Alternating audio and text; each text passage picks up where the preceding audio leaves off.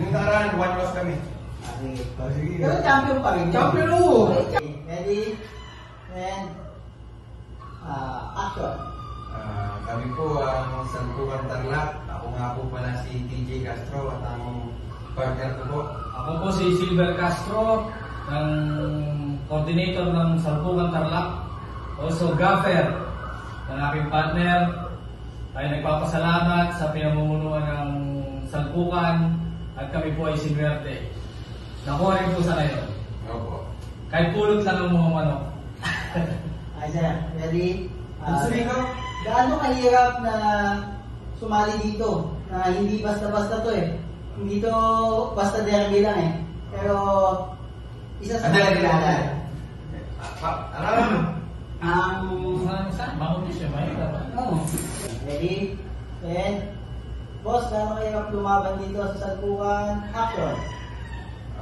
Mahirap po. Labanan po dito sa Santukan dahil lahat po ng mga breeder dito magagaling.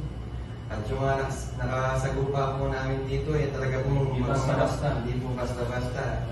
Pinalad lang po tayo at nagkaroon po ng konting swerte. Kaya po tayo nag-champion ngayon. Eh mga backyard breeders dyan, subukan nyo rin po sumali dito. Kami po ay backyard lang din po. Hindi po ganun maraming manok na pinagpipilian. Kumbaga, sinarte lang po talaga. Dinadaan lang po natin. Tamang selection lang po ang kailangan. Siyempre, tiyaga. Yan ang kailangan dyan. Pagod, kailangan tutok ka. Yan, nakikita ko sa pakiusapan mo yung mga manok mo. Pinakausap namin araw-araw. Kasi wala na kaming pera. Hindi ko yung pera.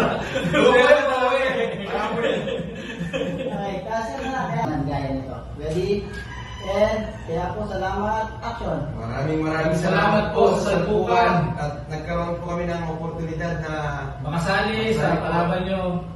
Kahit pa paano senior team. 1, 2, 3. Santukan New Generation!